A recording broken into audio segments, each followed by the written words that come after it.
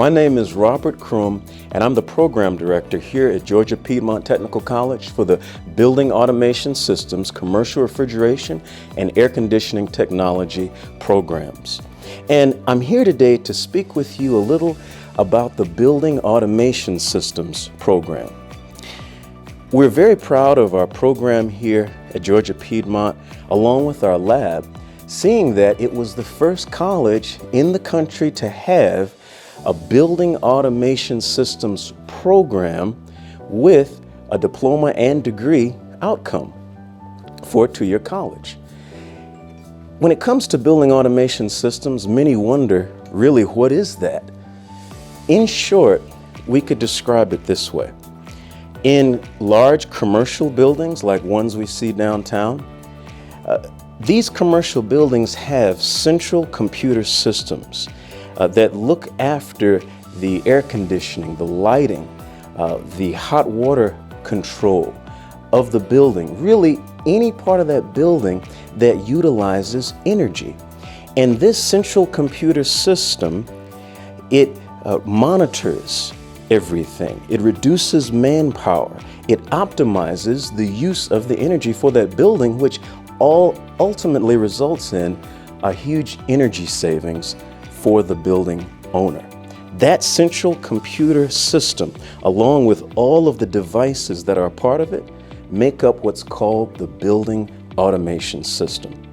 And so here with this program, students will learn how these systems are really made up, how they're constructed, how they're installed, how to maintain them, how to troubleshoot problems when they arise.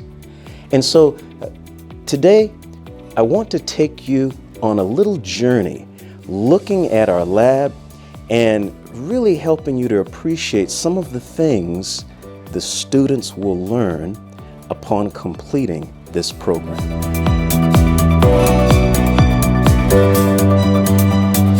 So as we begin the tour of our lab, let's start with what we refer to as our fume hood control room.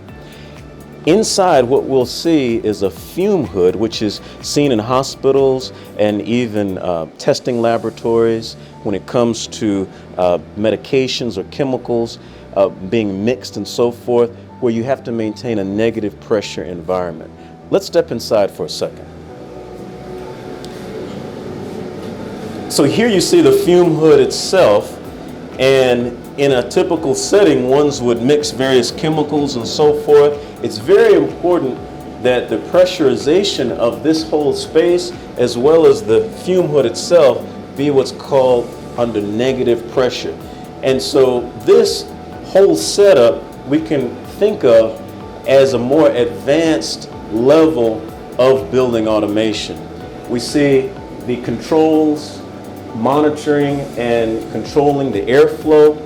We even have a VF drive, variable frequency drive, that's controlling the speed of the exhaust fan, which is maintaining the negative pressure in the space. Students will learn how this works as well as how to set it up. The next aspect of our lab that we want to look at for a moment is what we refer to as our dynamic wall.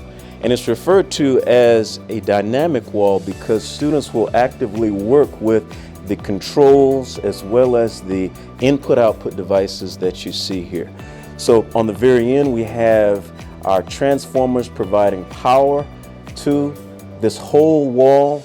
We have larger controllers, we have smaller application-specific controllers that would take care of a single-person office, for instance.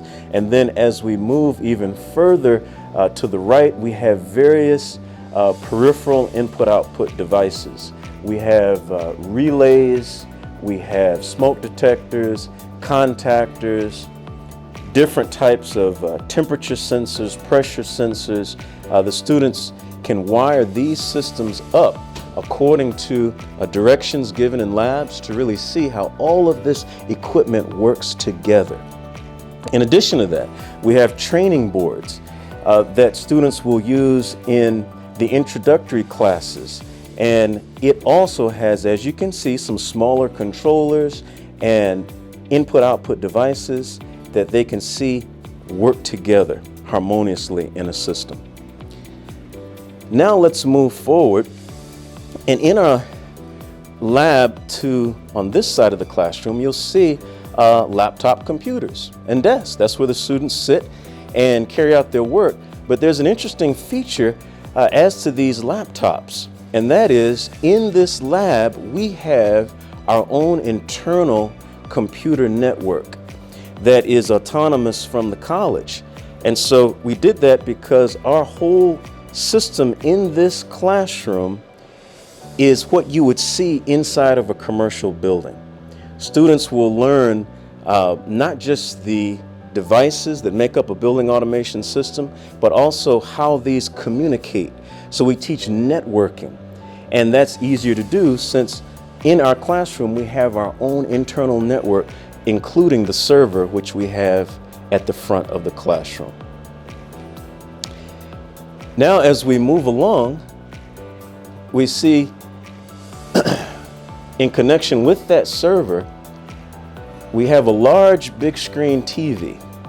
And what's nice here is that the students will be able to see what's referred to as graphic screens. Graphic screens are very important when it comes to these systems because here we see what a real technician in a building will observe as he monitors the various pieces of equipment on the building automation system. Here we see live data for one of the pieces of equipment that are right above our desks here in the front row. We see the actual temperature that it's measuring. We see the airflow. We see positions of dampers and so forth. The point is, with this system, we have live data, and students learn how this is set up, as well as what to do with that data once we have it, because that's the end result. That's how we actually end up saving energy in these spaces that we control.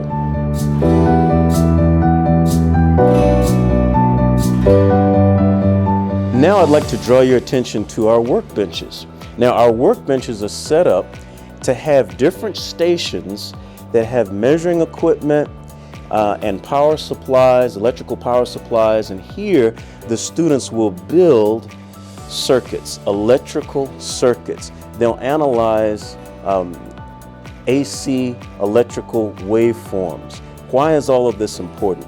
Because the input-output circuits on controllers are just that. They're simple circuits. So students have to understand the principles of electricity and how circuits are built and analyzed, the current, the voltage, the resistance, etc. Now as we move forward here, we have one of our most recent installments. We have our hydronic wall. Now this is a unique design because it's made to really help the students appreciate hydronic systems and all the components that go into a hydronic system. A hydronic system, we could say, is different from what you see in residential systems, because in residential systems you have refrigerant that controls the heating and the cooling. In commercial systems, we have hydronic systems, heating hot water and chilled water.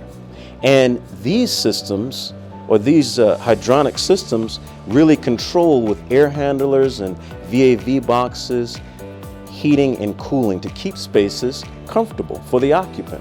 So we have various input-output devices that the students learn about, both controls and mechanical devices. We have here our control panel, where we have digital readouts and dials, etc., that can control all aspects of our hydronic system. Finally, we'd like to draw your attention to our air handling unit. Now, this larger piece of equipment is what would take care of hypothetically a whole floor of an office space and provide conditioned air to the spaces.